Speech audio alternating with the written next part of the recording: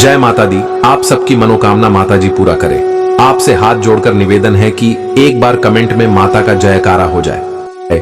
मां दुर्गा की तीसरी शक्ति के रूप में पूजनीय देवी चंद्रघंटा परम शांतिदायक और कल्याणकारी स्वरूप हैं। नवरात्रि के तीसरे दिन इनकी उपासना की जाती है। इनका ध्यान और आराधना हमारे इहलोक और परलोक दोनों के लिए कल्याणकारी मानी जाती है। इन देवी के मस्तक पर घंटे के आकार का अर्धचंद्र सुशोभित रहता है, इसी कारण इन्हें चंद्रघंटा कहा जाता है।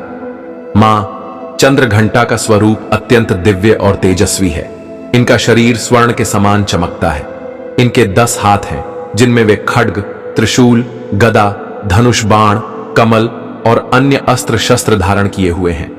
इनका वाहन सिंह है, जो पराक्रम और शक्ति का प्रतीक है। मां चंद्रघंटा की मुद्रा युद्ध के लिए सदैव तत्पर रहने वाली होती है। इनके घंटे की भयानक ध्वनि से असुर, दानव और राक्षस कांपने लगते हैं। ये देवी अपने उपासकों को निर्भयता और साहस प्रदान करती हैं तथा साधकों को अलौकिक अनुभव प्राप्त होते हैं।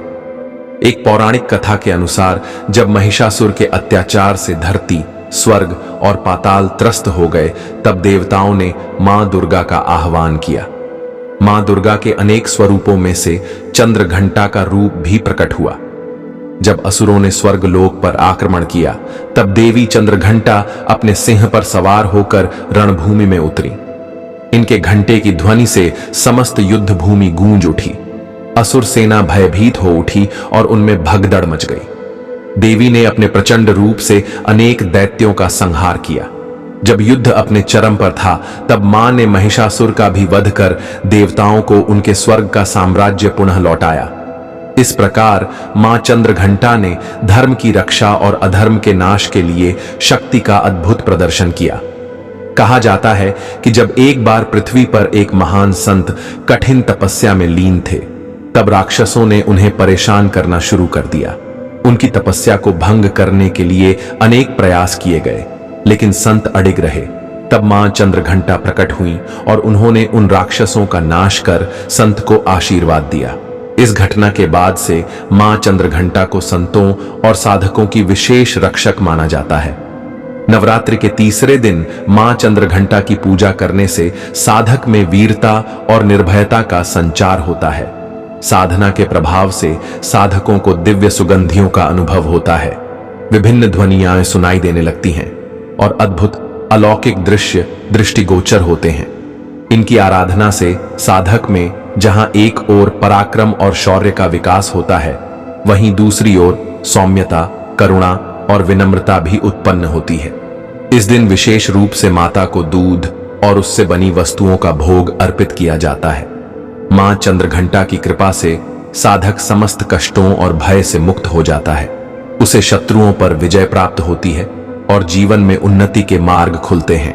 उनका ध्यान और साधना करने से साधक के भीतर सकारात्मक ऊर्जा का संचार होता है, जिससे वह अपने कार्यों में सफलता प्राप्त करता है। माना जाता है कि जो व्यक्ति मां चंद्रघंटा की सच्चे मन से साधना करता है, उसे जीवन में कभी भी निडरता का अभाव नहीं होता। उसकी आंतरिक शक्ति जागृत हो जाती है और वह जीवन में आने वाली कठिनाइयों का डट कर सामना करता है। प्रातः स्नान कर स्वच्छ वस्त्र धारण करें। देवी के चित्र या प्रतिमा को गंगा जल से शुद्ध करें। मां को पुष्प, चंदन, रोली, अक्षत अर्पित करें। दूध और उससे बनी वस्तुओं का भोग लगाएं। मां के मंत्रों का जाप करें। ओम ऐं ह्रीं क्लीं चामुंडाय विच्चे। आरती करें और माता से कृपा की प्रार्थना करें।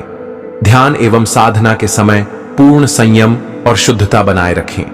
मां को बेलपत्र और दुर्वा अर्पित करना अत्यंत शुभ माना जाता है। नवरात्रि के इस दिन मां के चरणों में जल चढ़ाने से विशेष पुण्य प्राप्त होता है। मां चंद्रघंटा शक्ति और सौम्यता का अद्भुत संगम है। इनकी उपासना से साधक निडर बनता है, उसमें आत्मबल का संचार होता है और जीवन में शुभता का विस्तार होता है। मां की कृपा से साधक सहज ही परम पद को प्राप्त कर सकता है।